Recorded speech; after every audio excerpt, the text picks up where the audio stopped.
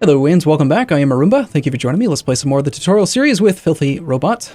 How's it going, Filthy? I'm doing really well, man. Cool. So what did you decide? Where are we going? Where are you marching the army?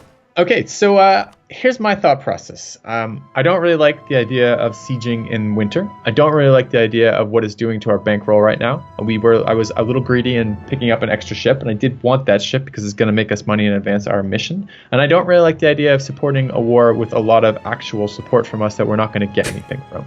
So playing like a true player, not really helping the AI. Awesome. That's right. And that I think is a key component of all strategy games where you have alliances with the AI, which is realizing that the AI is not that useful a lot of the time.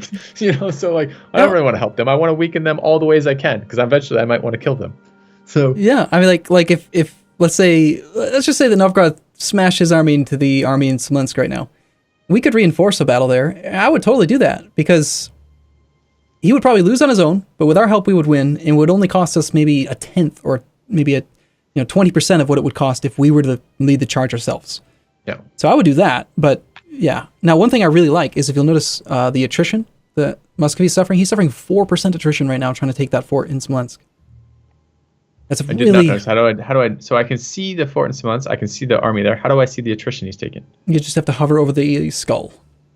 You're... Oh my god, the skull's a different tooltip than the rest of it? Son of a bitch. Or while you're looking at the siege of Smolensk, click on the province, you can see the very bottom of the siege interface, 4%. Oh wow, so that's severe winter doing 3%. So we would be getting that same penalty if we were seizing severe Iver, whatever the fuck it is. Yeah. So again, I just wanted to reiterate, because we talked a little bit between episodes.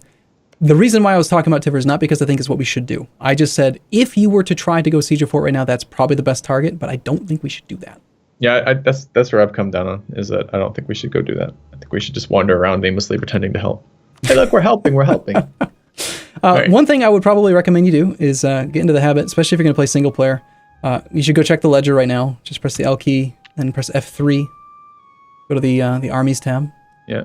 And just check, let's just take a look at like how things stand. So Muscovy right now has 28,797 total troops. They have 16,000 manpower. They have hired 1 mercenary regiment. So the number you really care about there is the manpower. Okay. When their manpower gets low, and by low I mean like under 10k, their interest in staying in this war is not going to be very high. Okay. And they're going to be losing some good thing a lot. Then to killing a bunch of their troops over and over again, because it will discourage them from continuing to fight. Yeah, but it's also going to cost us war exhaustion too. Notice how we're already at 0.41 war exhaustion from that fight. No, I did not. Where do I notice that? So I go to the military tab, perhaps? No, stability and expansion. Yeah. So that one battle, you can actually see it at the end of the battle dialogue as well. We gained 0.41 war exhaustion from that, so. It's obnoxious. That's a lot. It's painful, man. So. Fucking allies. Yeah. All right. It's okay though. I mean, hey, maybe it'll go well. You gotta do something with this army, by the way. Okay, nobles ally with foreign power. The nobility was not fully subjugated during this age, and the nobles could and did strike independent alliances with foreign princes. The crown of Europe may not have liked it, but they were normally hard-pressed to prevent these kind of activities. They will pay for their treachery, in which case the nobility estate loses 10 loyalty. They're currently at 66, and Scotland gains a diplomatic insult on Clanricard, which we want. Kind of. That's interesting. But we lose 33 admin to do that. We'll deal with them later. Are we still allied to them, or did we break that? I forget. I'm pretty sure we broke that, did we not? We did. Nice. It comes up in August of 62. Yes, I like that approach much better. We were going to pick apart the Clanricard Kildare network over there by attacking Clanricard. Yeah, and I think the other option is we lose 15 prestige, which we don't want during war because it has morale bonuses, right? We don't really want it ever, but yeah. I mean, prestige is a very valuable thing. If you can keep your prestige really high the whole game, everything just goes so much easier. Just look at all of the things you get from having high prestige. Yeah, it's just mousing over that. There's quite a lot. And we don't really want to gain them 10 loyalty, I don't think, right? It's 70. That would put it at 76.8 nobility. I mean, what you're saying is basically loyalty is a resource that trends towards a number. So getting it below that number is a bit advantageous because it will trend back towards it. But getting it way above isn't all that advantageous for us, right? Because it just means it's going to be a little bit later before it deteriorates down to that. Mm-hmm. Yes. For now, the longer it's above 60, we are getting land maintenance modifier minus 10, which is really nice. We could also, there's an interaction you could do, raise additional levy. You could trade some of your positive loyalty for more manpower. Let's take a look. Do we want more manpower right now? I don't know that we do. In almost all circumstances, the number you gain here is more than you would miss out on by making them upset. Because if they're angry with you, then you get manpower recovery speed penalty. But we're talking 3,140 manpower. That's like... it's a chunk. Let's see what that number actually is. 3140 divided by our recovery of 192. That is 16.35 months of manpower. That's a lot. Yeah, but we're trading prestige for this. Yeah, no. What you're talking about is then you're going to say, we'll deal with them later. We gain loyalty. And then you say raise additional levies. So we lose that loyalty and gain manpower. I can't see the event, so I've already forgotten which order it was. I would not take the prestige hit. Okay, well, the prestige hit is the one that comes with extra loyalty. So if we're not taking the prestige hit, we're lowering their loyalty by 10. We're losing 33 admin, losing 10 loyalty. Okay. Wait, 33 admin? Yep, 33 admin as well. Damn. I really value admin points tremendously, but... We have quite a few right now, though. The 33 is a pretty small percentage of that. And we do get that... What is a diplomatic insult? We'll get diplomatic insult... No, you don't want to use that. Causes belly on... No, that's what it does for us. This is... All right, I'm going to give you these options again. Okay, I'm saying you don't... Options. Even if we had it, we wouldn't want to use it. I know, but I want to know what it is. It's a stupid CB you should never use that doesn't let you take land for free. Oh. It allows you to attack them and take extra prestige or money or war reparations for reduced cost. So basically you get to go... So why are you advocating for this then? Just because we don't lose the prestige? The prestige is really appealing, but I didn't realize that there was a 33 admin. If I had to choose between 33 admin and 15 prestige, I would actually take the admin. Really? Yes. That's so much admin though, or so much prestige. That's 10 out of our 67. 15 out of our 67. It's a quarter of our fucking prestige. Yeah, but prestige is a variable that changes over time. You can earn it from battles. It's going to come and go. There's going to come a point in the game where we're going to be at 100 all the time without having anything to use it for. Whereas admin points but right now always have value. I know. It's again, the more variables you throw into this equation, this question, the more difficult it's going to be to answer. If I could see it right in front of me, if I remember, okay, I'm seeing 33 admin and we lose 10 loyalty with nobility, we lose 33 admin, and we gain diplomatic insult casus belli on Clan Ricard. Or we lose 15 prestige. And we gain 10 loyalty. Hands down, take the prestige hit. Just do it. Jesus. There's no question. Right, 33 admin is worth way more. We should probably do you want to now raise additional levies for... yeah, might as well. The nobility? Might as well. If they're going to be that loyal, might as well. But done. I apologize for making that so complicated, but 33 admin points, that's too valuable. So, okay. We got to unpause. You got to send this army somewhere. Where are we going? We're going to wander down south somewhere. One thing you could do, if you wanted to, is if you actually got into the same province as the army of Novgorod, there is a button that you can click to attach the army to their army and just say, follow their army around. Yeah. Let's do that. So where the fuck all right, so I have to now find, it says they're going to Polotsk. Who the fuck knows? Where the hell is that? Southwest of Luki. Just gave me a southwest of where now? The province that he's in. He's in Smolensk. No, he's not. Okay, I see. No, I was looking at the wrong army. Yep, I'm good. Got it sorted. So we're going to head down that way. Got it. Right click. All right, it's pathing us next to the separatists. Are we worried about that? Nope. The Novgorodian separatists aren't going to do anything. They are hostile to us. They're red. So if we ended up in the same province, they wouldn't engage us. But because they're pissed at Denmark, they're Denmark separatists, and they've already sieged down the only province in this area that's owned by Denmark, they shouldn't try to go anywhere. Okay. So I don't have to worry about, I could path one province to the east, for example, but I'm not worried about it. Yeah, they shouldn't. They should just sit there until they can enforce demands. Because the next door nation is Novgorod. That's who they want to defect to. They're not going to go siege down Novgorod. Are we walking? We're walking. We're just walking slowly. Got it. Yeah. Meanwhile, Novgorod is ignoring the Smolensk siege. He's still suffering. Are there hotkeys for game speed? There are. The plus key and the minus key on your keypad. Okay. But I don't think... Yeah, they do work in multiplayer. Okay. I slowed us down to 2 just because I am really trying to not take over control of the army. Well, yeah, mentally, that's what I was kind of thinking. It probably helps to slow it down at war, especially for new players. It's really unfortunate that you can't press the space key while you are in multiplayer. I get helpfully told in the comment section about twice a week that space pauses, which it doesn't do in multiplayer. We're actually suffering unrest in Pskov because it is a enemy territory, and even though we're not doing a siege, we're suffering normal winter attrition right now in Luki, and it's going to happen tomorrow. That's unfortunate. Ew. But Yeah, he's marching around a little bit. I don't know. Yeah. Okay. So I usually in multiplayer here, I'm just keeping my mouse on the pause button, top right corner, and I'm just trying to pause it whenever stuff changes. Left hand on the arrow keys so that I can pay attention. We're going to follow. We're following. Sure. And the problem with trying to attach to that army is that the two of our armies combined are too wide for the combat width right now, and also it's going to put us over supply no matter where we go. Okay. So we would end up suffering attrition just trying to follow him. But we can follow unattached, right? What happens, by the way, in that scenario? So let's say he engages this 18k army, and we reinforce. We join the fight as he's fighting. What does that do for the actual for the actual army layouts? Do we get a third line that comes in on the side and crushes him? No. But if we've actually clicked the attach button, two things will change. Number one, our army should always be in like the reinforcement type position. Like we shouldn't be deployed in the very center. His army should deploy first, then our army deploys around it, so we would suffer fewer casualties. Second, if you specifically click the attach button, the AI knows that you're attached and will treat that stack as if it's its own stack. So it will know, okay, I have a 30 stack, not a 15 stack, and it will do things differently based on that. Yeah. Because otherwise it doesn't know for sure. If we don't click that, that's what I'm asking. So if we don't click the attach army and we see, let's say that these guys each march to Smolensk and the 18 stack engages the 15 stack, and we show up like a week later to Smolensk, Minsk, whatever the fuck it's called. What will happen there? We'll as you said, we'll still do that same thing. We'll basically be the reinforcing army and we'll be other things, or no? Yes, if we arrived to a battle after the fact, we would just be the reinforcing army. Okay. So where the fuck are they going? So this is good. He wants to go siege Tiver. Yeah, could be. I think he might actually. It looks to me like he's hunting that stack, that 5 stack. So the great news is that the Lithuanian army in the west, in their war with the Teutons, has completed their siege of Marienburg. So he's sending his 18 stack east now. He's coming to help us. He's got a 13 stack in the southern bit there. He is marching south for some reason. I have no idea why he's going south. That doesn't make any sense.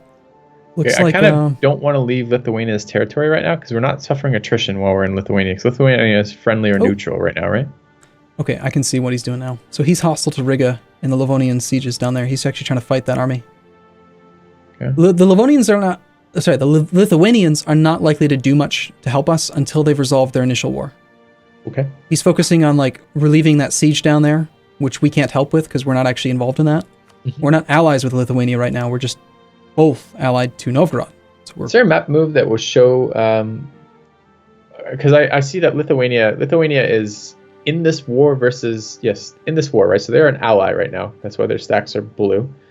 And is there some way I could tell that the Lithuanian territory... So I suffer additional attrition in hostile territory, you're telling me, as opposed to allied territory, right?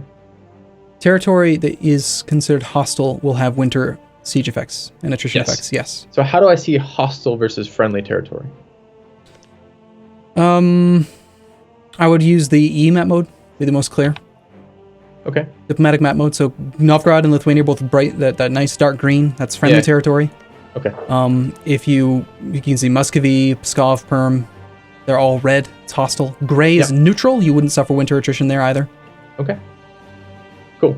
So why don't we just chill with the army? I'm okay. I mean, if he's going to, we could go maybe to Torzok above Tiver and path through the green one, so our army's kind of in the area, but not taking attrition, and we can reinforce Tiver if we need to, if he needs the help. Yeah.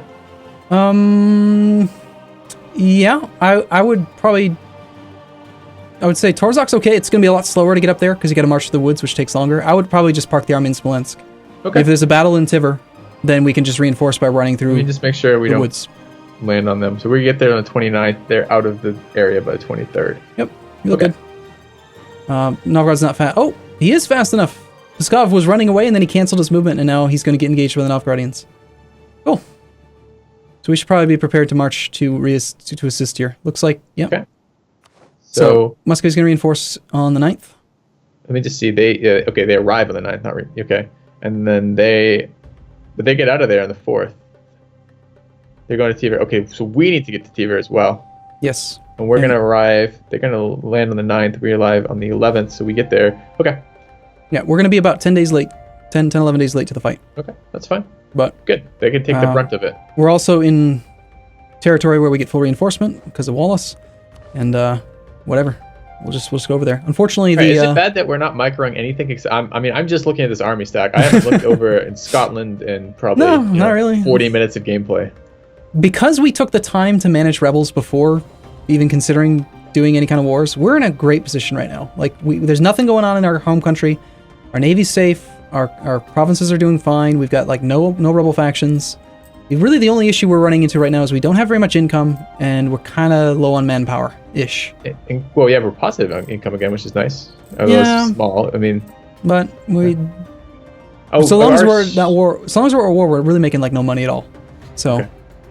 And we're not worried about Clan Ricard. Our truce with Clan Ricard expires in August. We would love to take advantage of that as soon as possible, but I don't see how we can. Well, we're not worried about them doing something to us. Oh God, no! If England won't declare on us, why would a one-province minor ever consider declaring on us? That'd be suicide. Okay.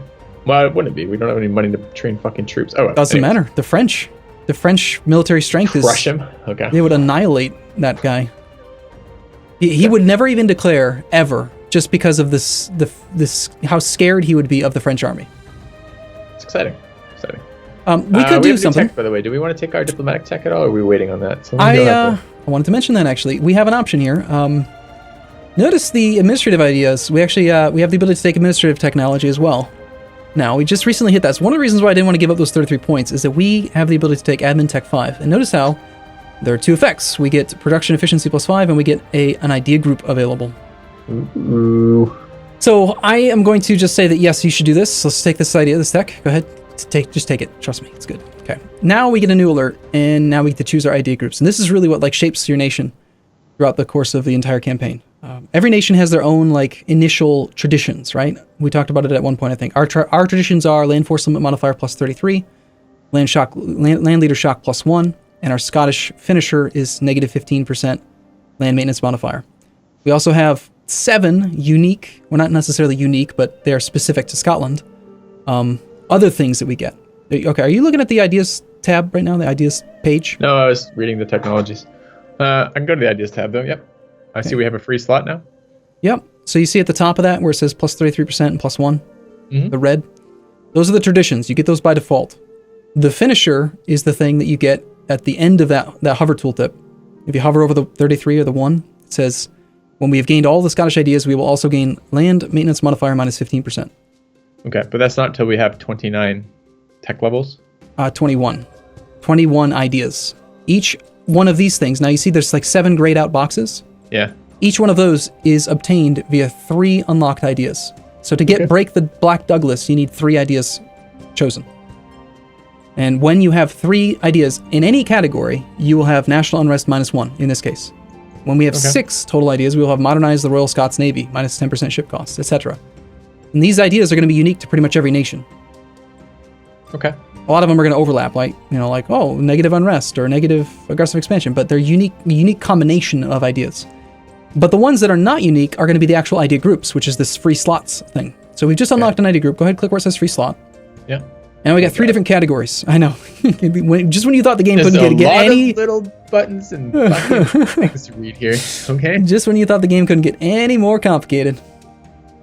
So these are different ideas, right? These are the same for every nation. No, they have it's literally 7 things for each group. Yeah. Yep. Lots of choices. And beyond that, when you take say innovative ideas and you take the top diplomatic idea, espionage idea, when you have both of those together, that unlocks something called a policy, which is a unique thing you can enact based on having just those 2 ideas. So not only are there 21 idea groups, there are also something like 100+ policies that you can choose from. Awesome. So, all right, so I want options here, Arumba, but I don't want 18 options like we have here. So could you narrow it down?